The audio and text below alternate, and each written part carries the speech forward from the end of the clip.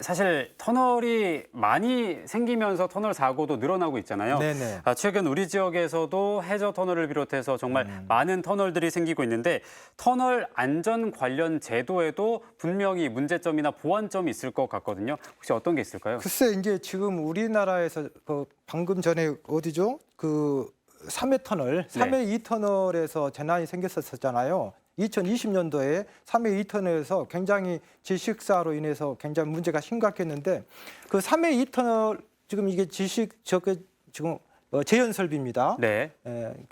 제트 엔진을 이용해서 연기를 강제적으로 빼는 건데요. 지금 3회 2터널 같은 경우는 710m거든요. 근데 당시에 우리나라에 저런 강제적으로 그 매연을 빼주는 재현 설비가 당시에는 국토교통부에서는 1km 이상이었을 때, 터널 길이가 1km 이상일 때만 저 재현 설비를 강제화했고, 네. 3회 2터널 같은 경우는 엄청난 사상자가 발생했음에도 불구하고 710m니까 저런 시설이 필요가 없었죠. 시설 설치 규정에 해당이 되지 않았군요. 그렇습니다. 예. 그래서 그 다음 해부터 저희들이 이제 500m로 낮춰놨습니다. 근데 전국에 지금 문제가 뭐냐면 전국에 약 2,700여 개의 터널이 있는데 그중에서 500m 또 안 되는 게 굉장히 많고 네. 또 그 이후에 이제 2021년 이후에도 우리가 500m가 넘어가는 것도 지금 예산 문제 때문에 재현 설비를 아직 못 하고 있거든요. 아직 완비가 안 된 거군요. 안 된 거죠. 네. 그래서 전체 지금 제가 알기로는 총 2,700여 개의 터널 중에 아직 지금 재현 설비가 안 돼 있는 게 약 2,000여 개가 되기 때문에 네. 굉장히 심각한 상황이죠. 이 안전 설비가 사실 2차 사고가 발생했을 때 화재가 발생하고 연기가 나왔을 때 연기를 좀 빼줘야 되는데 네. 아직까지 500m 이하인 곳은 또 설비가 설치가 안 돼 있고요. 안 해도 되니까. 예. 네. 사실 이- 500m라고 해도 예. 이 굉장히 긴 거리잖아요. 그러니까 이게 빈익빈 부익부거든요.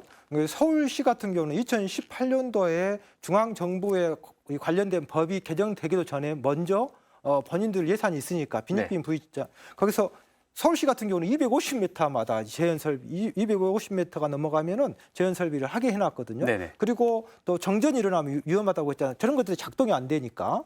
그러니까 서울시 같은 경우는 무정전 시스템이라고 해가지고 정전이 되더라도 바로 바이패스로 전기가 공급되는 네. 이런 좀 서울시 같은 경우는 굉장히 잘하고 있기 때문에요.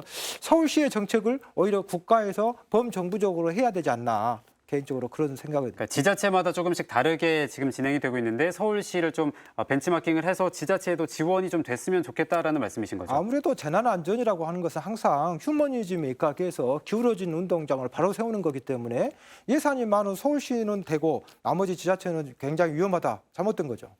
자, 이 우리나라의 터널 교통 사고에 대해서 계속해서 말씀을 드리고 있는데 사실 해외에 또 잘 된 사례를 보면서 따라가는 것도 좋은 방법이 될 수가 있잖아요. 근데 이제 재난이라고 하는 것은 항상 실패, 과거의 부끄럽고 아픈 재난에서 모티브나 교훈을 찾아서 안전한 미래를 도모하는 것이 그래서 이 지금 방송도 굉장히 그 의의가 있는데 네. 1999년도에요.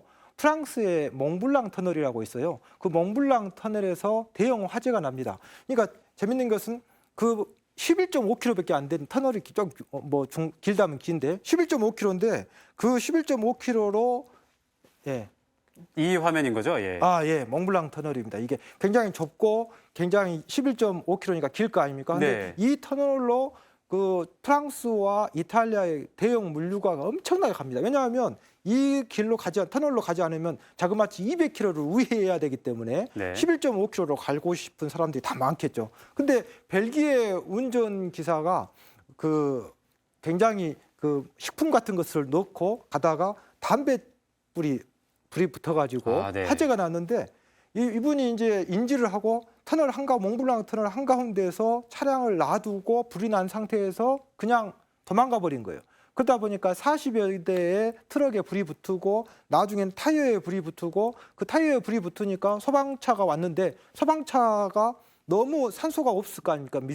밀폐된 공간이니까. 네. 그러니까 소방차가 이제 그 엔진이 꺼져버린 거예요. 산소가 공급이 안 되니까. 그래서 자그마치 53시간 동안 저 터널이 엄청난 재난이 생겼는데 제가 이 얘기를 꼭 해주고 싶은 게 뭐냐면 냉철하게 무슨 몽블랑 터널 화재에 대한 특별법을 만드니 이런 것이 아니라 굉장히 차가운 어떤 이성을 가지고 이분들은 약 8개 관련된 법을 개정을 하고 200여 개의 세부 기준을 만들어서 다시는 터널에서 재난이 생기지도 않아야 되겠고 터널에서 재난이 생겨도 국민의 생명과 재산을 보호할 수 있는 완벽하게 터널 재난에 대해서 했죠. 저는 이 몽블랑 터널에서 많은 것을 우리가 좀 벤치마킹 했으면 좋겠습니다.